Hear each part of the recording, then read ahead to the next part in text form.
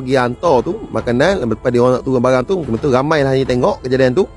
Tiba-tiba ada satu kejadian aneh, ada macam seperti ular, tak kabur ular.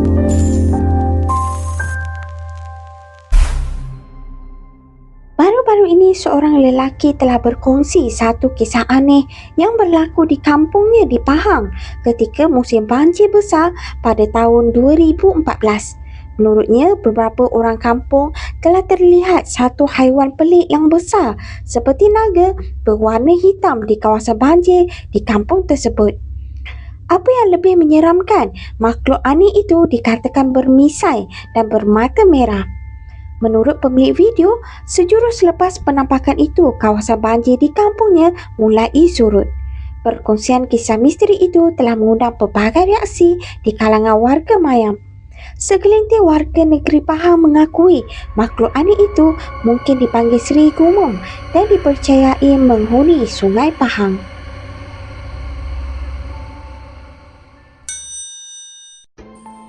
Assalamualaikum guys, hari saya nak share satu kisah cerita kejadian yang pelik lah di kampung saya ni ketika banjir besar 2014.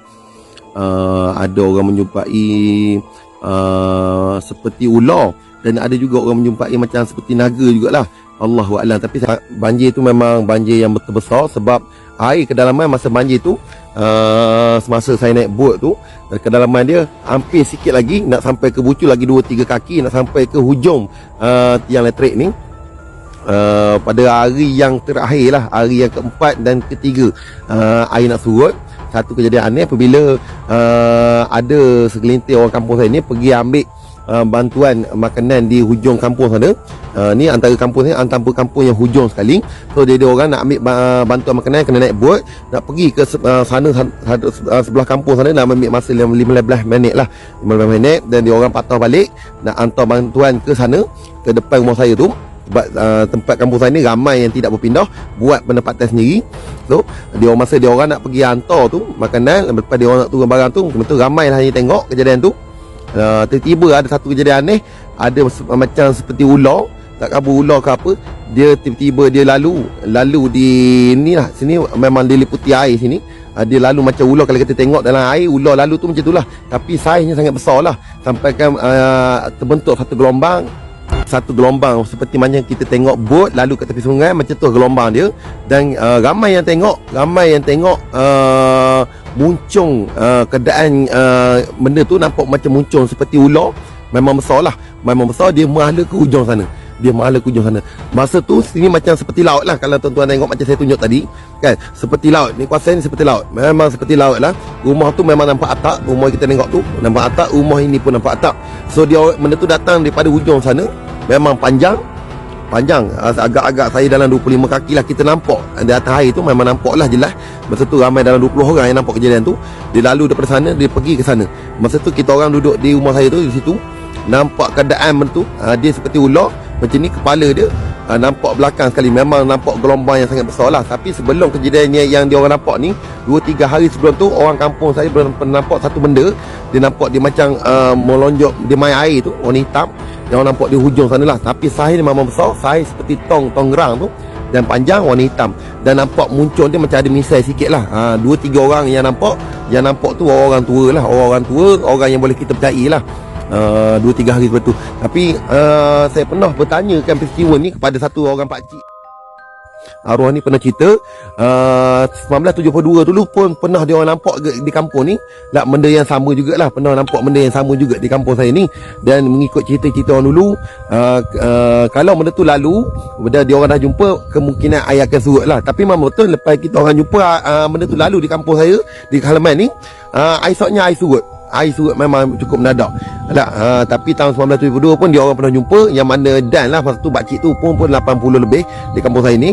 Dia pernah cerita ada orang jumpa benda tu masa 1971-72, pernah nampak lah kejadian yang sama, bentuk yang sama, warna hitam, dan besar dia seperti besar tonggrang tu. Kita pun tak tahulah antara ular ataupun naga ataupun hantu air. Ada orang cakap hantu air dan ada orang cakap ular besar, dan ada juga orang mempercayai naga lah.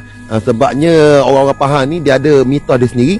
Kalau apabila banjir besar ni, antara naga akan keluar lah, dan dia akan tunjuk diri dia apabila air nak surut. Allahu alam, ini antara share saya nak ceritakan kisah yang berlaku di kampung saya ni, kisah benar yang dilihat oleh 20 lebih orang yang melihat kejadian tu.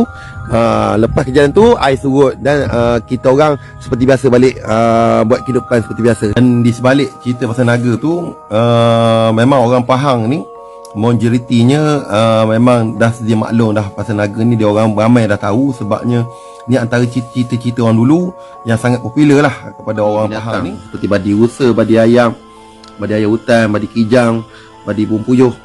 Okey, saya nak terangkan sedikit pasal badi binatang ni, badi haiwan ni. Badi binatang ni adalah satu penyakit gaib, penyakit alam gaib, ataupun lebih senang kita sebut penyakit yang tak nampak lah, bukan penyakit dunia. Binatang ni sebenarnya dia ada penjaga dia, penjaga alam gaib lah. Sebagai contoh, jin-jin yang menjaga binatang tu. Dan macam mana boleh terkena kepada seseorang tu apabila seseorang tu kalau pergi memburu, dia melanggar pantang ataupun buat perkara-perkara yang tak kena ataupun terlepas cakap. Sebagai contohnya, kalau kita tembak rusa dan rusa tu pula ada cacat di telinga dan kita tegur, kenapa pula rusa ni telinga cacat, sebagai contoh macam itulah. Dan sedikit ada dua kisah yang saya ceritakan ni, pengalaman yang terjadi daripada sahabat-sahabat saya dan diri saya juga. Memang saya ni lahir di kampung, memang daripada kecil lesen dulu untuk saya pemburu. Kalau lesen memburu ni buka, saya akan ikut lah. Daripada saya ingat sepupu saya daripada usia 4 tahun 6 tahun saya dah ikut. Jadi salah satu kisah ni, ada satu cerita pasal badi ni berlaku kepada sahabat saya. Ada seorang ni, sahabat saya ni pergi memburu, dan dalam masa dia pergi memburu tu, waktu siang tu dia berjumpa lah dengan kijang. Dan masa dia berjumpa dengan kijang tu tengah merawan. Jadinya di situ dia tembak kijang tu, dua-duanya tumbang. Lepas tu dia dalam masa yang sama, kemalawan kijang tu masih lagi terlekat bersama dengan kijang betina dengan kijang jantan tu. Jadi dia sembelih dan dia ambil, dia kerat bahagian sulit binatang tu, masih lagi bercantum, dan betina dengan jantan tu bercantum, dan disimpan. Balik daripada memburu tu, dia panggil 2-3 orang kawan dia untuk ikut binatang tu. Sampai ke rumah, tiba-tiba dia rebah, tiba-tiba sakit. Lepas tu tak dan 1 hari arwahnya meninggal lah. Meninggal dengan penyakit yang pelik lah. Lepas tu dalam masa tu, dia orang nak pergi hantar ke jenazah ke kubur, abang dia pula yang tumbang. Daripada kejadian tu adalah seorang yang pandai, seorang ustaz lah, dia seorang yang pandai dalam bidang ni. Dia tengok ada perkara yang pelik berlaku. Jadinya masa yang ditembak tu, arwah dia tembak tu, dia seorang je yang tahu, yang dia yang ambil, tak ada orang tahu. Melepas tumbang tu barulah dia panggil kawan-kawan untuk ikut. Jadinya perkara tu disimpan, benda yang sulit tu yang dikerat disimpan, jadi tak ada orang tahu kan. Dia tak ada beritahu semasa meninggal pun, dia tak ada beritahu. Jadi lepas daripada kebumikan dia tu, abang dia pula rebah. Jadi ustaz ni minta lah ahli keluarga dia cari apa yang ada benda dia suruh tu. Jadi dia orang cari-cari, jumpalah benda tu dalam rumah. Dia baru suruh, masih lagi berdarah lah. Lepas tu abang dia masa tu tengah sakit lagi. Ustaz ni buatlah perubatan dengan cara dia sendirilah, dan dia pulihkan balik, dia tanam benda tu, dan alhamdulillah 2-3 hari lepas tu abang dia sembuh lah. Itu salah satu cerita dan pernah jadi pada diri saya sendiri. Sepupu saya dah lama dah cerita ni, masa tu saya belasan tahun lagi. Lepas saya pun dulu ada belajar sikit lah bahagian benda ni. Sepupu saya dengan satu sahabat ni lah, pakcik ni, dia pergi memburu. Lepas tu dia dapat kijam masa dia nak sembelih, tiba-tiba bulu dia tu tegak sendiri. Dan sepupu saya ni tegur, dia tegur. Tapi dia sembelih jugalah, dia suruh pakcik tu sembelih. Sebab dia nampak pelik, dia suruh pakcik tu sembelih. Lepas sembelih tu, dia orang nak pikul, bawa keluar, tak mampu nak pikul. Jadi benda tu sangat berat lah, 3 orang tu tak mampu nak bawa keluar. Jadinya dia orang ni dah hampir kat petang dah, ditembak pagi, nak sampai petang dia orang keluar seorang dan telefon ke saya. Kebetulan pula itulah Allah nak mudahkan urusan dia. Telefon saya, dia pergi hutan tu, kebetulan pula saya dia orang telefon saya, ada line kawasan tu, telefon saya, dan saya datang lah sebab saya tahu tempat dia orang pergi tu. Saya datang dengan 2 orang. Lepas tu saya cubalah ikhtiar dengan perubatan yang saya belajar tu lah. 2-3 kali juga saya nak buat, barulah kijang tu boleh angkat. Sebabnya kan apabila kita tumbang kijang ni, lagi dia tak keluar tarik daripada buntut dia tu, lagi tu dia ada benda pada badan dia lah. Masa dia orang pikul tu, saya sampai kat tempat tu, dia orang pikul, saya baca-baca sikit dengan apa yang saya belajar lah, dengan ada sikit cara-cara dia. Lepas tu tiba-tiba keluar daripada tarik daripada tubuh badan kijang tu, barulah dia orang boleh hantar. boleh angkat dan pikul keluar. Dan semasa dia orang pikul keluar tu pun dalam 2-3 hari sepupu saya ni seorang ni pun kena juga badi sikit, tapi tak kena ke dia, kena ke anak dia lah. Anak dia lepas tu masa tu dia dah balik ke Raub. Jadinya di sana pun ramai juga orang yang pandai. Jadinya dia minta bantu orang tu sana untuk pulihkan balik anak dia. Dia pakai dengan pisau-pisau yang ditulis tu, dia selawat dan dia rendang air, sapu ke anak dia lah. Jadi kemaluan anak dia tu jadi besar lah. Kemaluan anak jadi besar. Itulah salah satu. Badi yang paling bahaya adalah badi burung puyuh. Burung puyuh ni dengan kepala botak tu, kalau yang mana main pikat burung puyuh, dia akan tahulah. Badi yang saya tahu, saya belajar yang paling bahaya adalah badi burung puyuh, badi kijang, cenuai yang macam saya ceritakan tu. Cantungan kemaluan itu sebenarnya arwah tu simpan untuk buat cenuai. Cenuai ni pengasih lah, pengasih.